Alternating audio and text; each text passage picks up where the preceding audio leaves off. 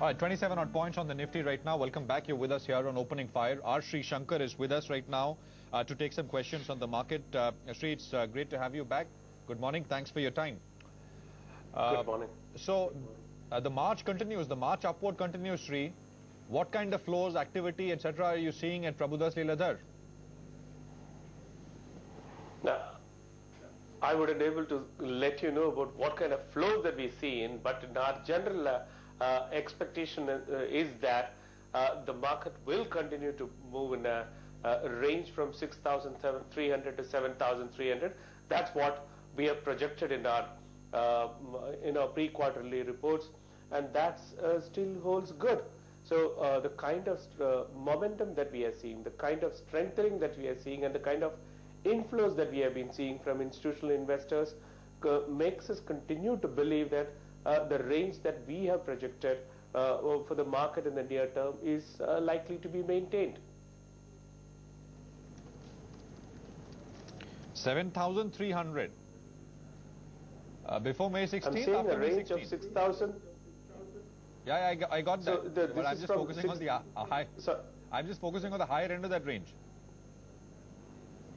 What we'll expect is the markets have been steadily moving up, getting a feedback from, looking at the feedback from various market participants, as well as not the exit polls, the opinion polls and so on and so forth. So now opinion polls have suggested towards a clear mandate coming or a decisive mandate coming for a party. And if that happens, the markets participants are believing that you will probably start seeing much more of a policy action which will happen, which should start in a kick-starting, or rather the economic growth gaining momentum. Market is running towards that. So our thought process is that probably on May 16th, you will have the market giving a great breakout, depending upon what the outcome of the election is.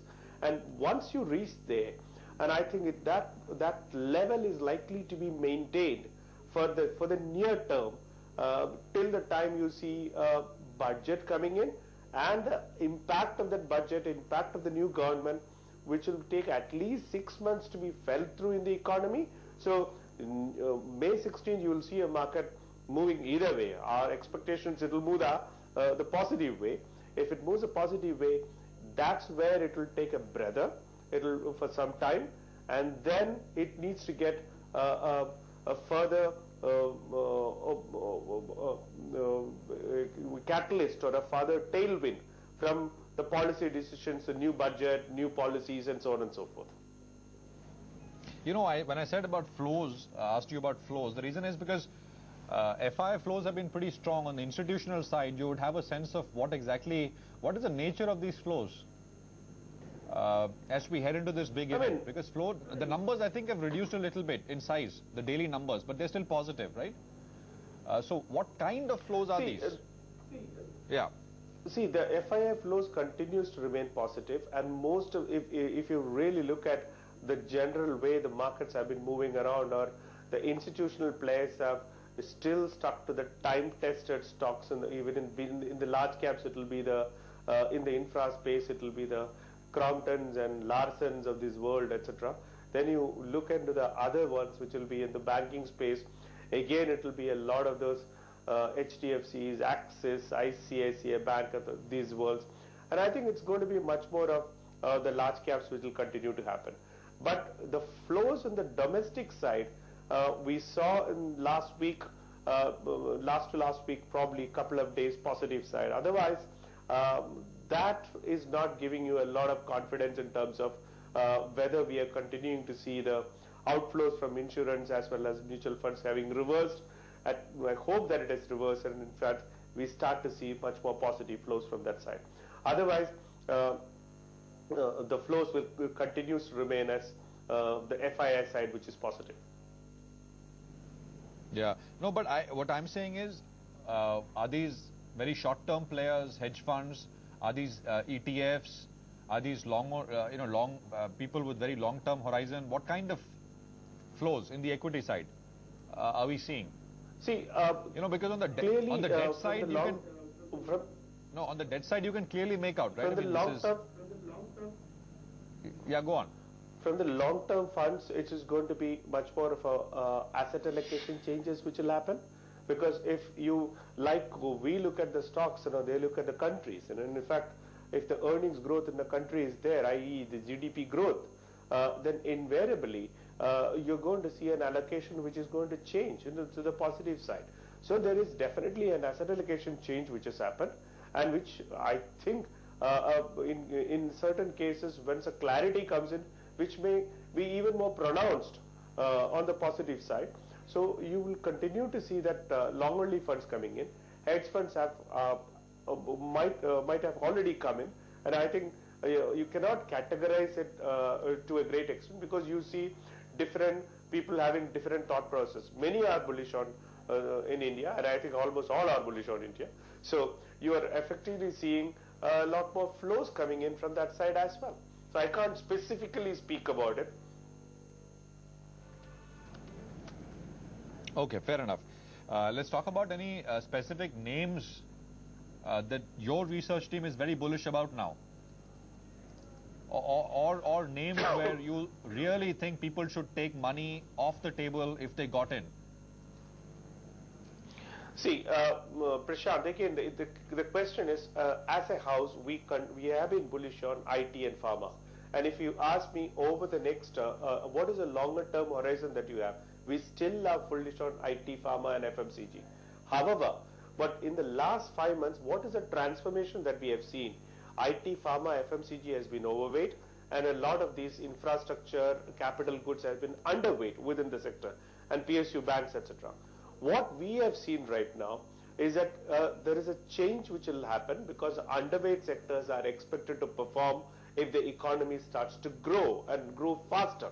And so underweight and under-owned, let me use the word under-owned by investors, those sectors have actually started to gain.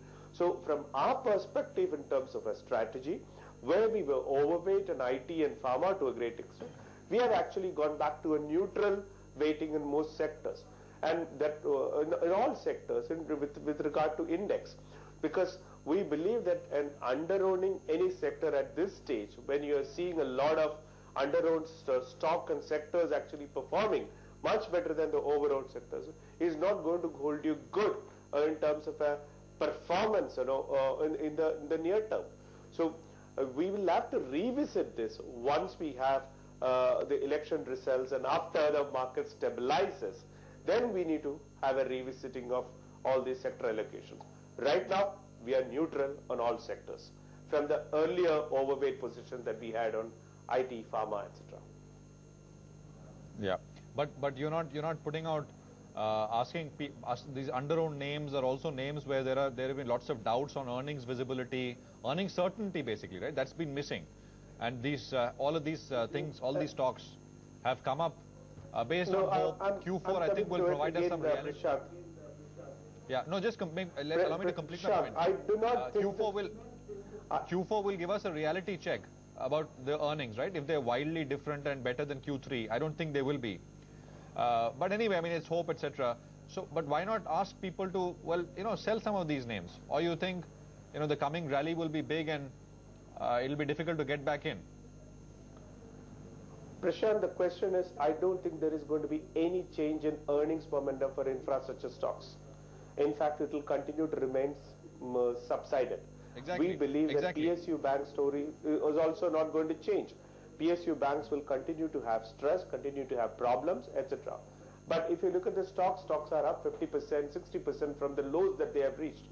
That's where I am coming from, an under ownership, and the expectations of growth, when it materializes, we believe that it will not even happen for the next 2 quarters. It will probably only happen beyond that. So it has got nothing to do with the earnings for this quarter in terms of the asset allocation change or the sector allocation change. It's merely the expectations that these political, once the results are going to be there, you've got a good new government in place, that will indeed change the economic growth prospects, etc., is what is driving this market today. And in our expectations, nothing materially is going to happen to infrastructure earnings growth story for the 4th quarter. Yeah. Right, right. And how do you assess under ownership and what ownership is right now after the big run that these stocks have had? You think they're still widely under-owned relative to the rest of the market? That will take some more time to happen, some more time to for us to realize, because we need to start seeing a lot more of the holdings of these funds effectively to see how much of under ownership has changed hands, etc. Because it doesn't get reported very quickly in a lot of the media, the forum that is available in the public forums. So I think it will take some more time, but clearly the under ownership of capital goods infrastructure, because again, if the economy starts to grow, it grow faster. Obviously, the benefits are going to be for capital goods. Benefits are going to be for infrastructure stories, stocks, as well as the public sector banks. The financials obviously will do well. So you're seeing that people anticipating the growth and investing ahead of what the actual factors. Sri, thanks very much for coming on. Great to talk to you. Appreciate your time. Pleasure. And hope to have you back soon. That's R. Sreesankar at Prabhudas Lilladher, Head of Institutional Equity, with his thoughts on the market. Let's take a quick break. We are back in 2. There's more stock-specific talk coming up on the other side. We'll put out some more sell-side broker calls with Pankaj. There were 2 or 3 numbers, Rallies India, VST, etc., which reported post-close yesterday. We'll put those out. And Sarvendra, of course, as always, comes back. He's been looking at the market. He puts out some near-term trades. All of that back in 2.